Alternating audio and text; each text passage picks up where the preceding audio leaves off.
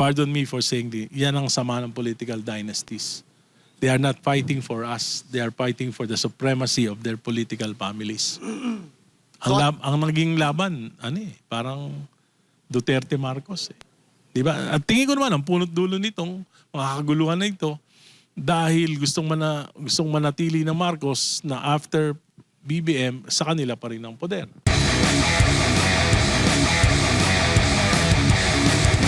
Kung yung timing nung pagsasalita ni former speaker, una dahil doon sa napapabalitang ibabalik na si Zaldico dito. Pangalawa ay dahil doon sa demanda sa kanya. Hindi ako naniniwala na dahil doon sa pagbabalik ni Zaldico. Naniniwala ako dahil doon sa pronouncement ni Ombudsman Remulla na sasampahan sila ng kaso na plunder. Anong ibig sabihin? Pag plunder ang conspiracy to commit plunder, it's a non-bailable offense.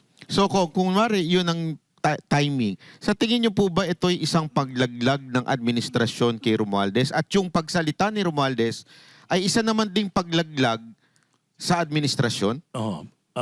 Alam mo,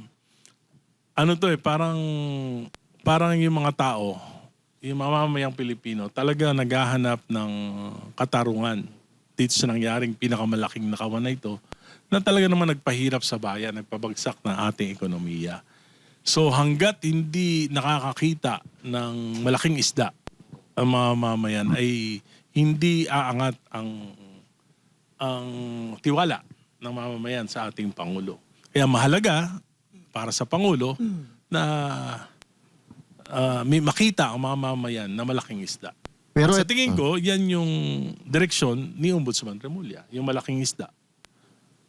Pero ang reaksyon ni Speaker Romualdez, hindi ako ang mastermind. Pero kung parang nawawala yung accountability Sinasabi ni Congressman Martin Romualdez na meron siyang alam, bakit hindi niya sabihin? Parang nagbablackmailan sila Ganun nga, siguro ganun. Pero kay BP Sara, lagi nilang sinasabi, accountability, doon sa 125 million na sabihin nyo nga yan kung. Kasi nga, ang nangyayari sa ating bansa, na sa halip na intindi ng mga leader natin, yung kapakanan ng mga mamamayan, yung napakaraming problema, ang iniintindi natin yan ang sama ng yan ang, pardon me for saying yan ang sama ng political dynasties. They are not fighting for us. They are fighting for the supremacy of their political families. Ang naging laban, parang Duterte Marcos. Di ba? At tingin ko naman, ang punot dulo nitong mga kaguluhan na ito, dahil gustong manatili ng Marcos na after BBM, sa kanila pa rin ang poder. Kaya anong ginawa? Nung una, People's Initiative. Dahil malakas si BP Sara, kung magkakaroon ng eleksyon, di parliamentary, para ang boboto na lang yung mga congressman, yung mga representatives. Nung hindi umubra yun, impeachment na. At dahil dyan sa impeachment, na-incentivize yung mga congressman na bigyan ng mga bilyong-bilyong alokasyon, kaya naging sunod-sunuran. Di ba? Yun naman ang nangyari. Hindi ko hinusgahan kung may kasalanan o wala, si BP Sara, depende yan sa ebidensya. Pero kung tutugis tayo ng pagkakamali, hindi yung, parang ang ginawa natin parang ginawa nila, the end justify the means. Kahit na mali yung paraan, basta, mapabagsak si BP Sara. Di ba? Yun yung ginawa nila. Kaya ano nangyari? Yung sinasabi nilang pagkakamali, pagkukulang, kasalanan ni BP Sara, lumalabas yung ginawa nila, mas malaki pa. Di ba? Yan ang nangyari. So, it's, talagang labanan ng, yan ang pinakamahirap kung nangyayari sa ating bansa for so long. Pero kung kanino ka mas naniniwala? Kanino ka mas naniniwala? Kay Marcos o kay Sara? Kanino ka mas naniniwala? Hindi, alam mo, yan ang yan yung, pagka sinabi mong, kanino ka naniniwala? Parang, na yan, personality. It's a question of personality. Para sa akin, ang pinakamahalaga, kaya umuulad yung mga bansa, policy. Polisiya. Halimbawa, kung may policy ang isang kandidato, merong policy siya na naniniwala ako, merong policy rin siya na hindi ako naniniwala. Kaya nga ako ang minority para pag naniniwala ako, di okay, sama ako diyan. Pero kung hindi ako naniniwala, laban ako diyan. Di ba? Parang gano'n. Bakit natin nuhusga na? Kanino ka naniniwala? Depende 'yun sa ginagawa eh. Sa particular na ginagawa ng isang tao. Nung panahon ni President Duterte, binatikos ko dahil dun sa war on drugs. Hindi ako naniniwala. Binatikos ko. Pero walang personal. Walang personal sa akin. It's a policy decision. It's a policy decision. At ako, pag nagbatikos ako sa isang polisiya, meron akong alternative.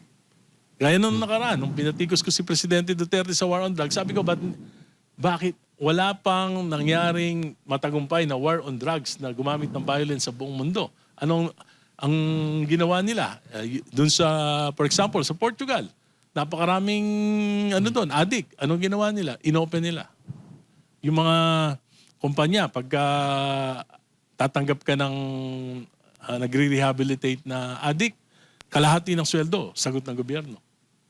So, nabawasan ng malaki yung, after ilang years, nabawasan ng malaki yung drug addict population sa Portugal. So, meron akong alternatibo na ipinapahayag.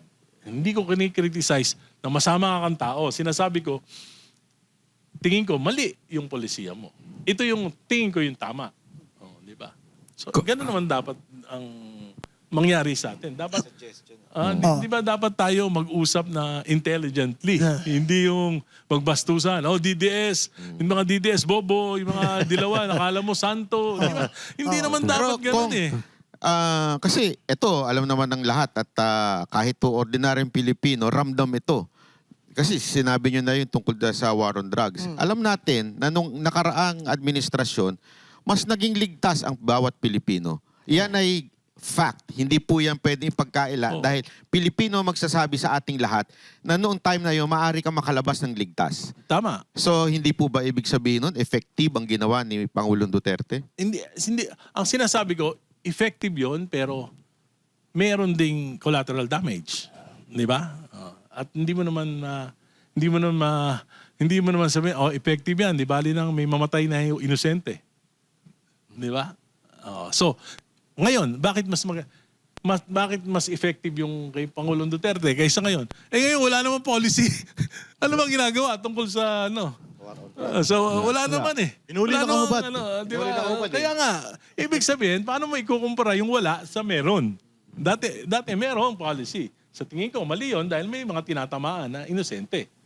Ngayon, walang tinatama ang inosente, pero marami naman ang delikado ang buhay na dahil sa pagdami at paglaganap ng krimen at drugs dito sa ating bansa. At number one naman talaga sa buong mundo, ang pinaka malaking dahilan ng drug dependence ay poverty, kahirapan. So dapat nakatuon sa bukod dun sa paghihigpit. Pwede naman maghigpit na walang patayan. Sa aking tingin, pwede maghigpit na walang patayan, pero nakatuon din sa pagbibigay ng pagkakataon dun sa mga pinakamahihirap na magkaroon ng mas maayos na buhay para hindi maging drug dependent. Pero napag-usapan na rin kung yung drugs. Kayo naniniwala ba kayong addict si Marcos Jr.? Kasi po, sundan ko na po ito Kasi po ngayon may lumabas na balita na nire-require ng Supreme Court na sumagot si Bongbong Marcos tungkol sa kanyang health. Ibinigyan po siya ng 10 taon. Ay, 10 araw, sorry. 10 araw para sumagot. Wag naman sa 10 taon. Baka hindi na umabot yan. Banat ba eh? Hindi nga natin alam kung aabot ng 2028 yan. Hindi. Ano talaga? Di hayaan natin na sumagot si Pangulong Marcos. Kasi ako naman, wala naman akong talagang direct knowledge kung ano yung kalagayan ng kanyang kalusugan. Wala akong direct knowledge kung maraming chismis, pero mahalaga talaga na di-disclose ng presidente yung state of health niya dahil nakasalalay sa pamumuno niya, maayos na pamumuno niya, kung meron siyang maayos na kalusugan at kaisipan. Pero ayoko mag-conclude.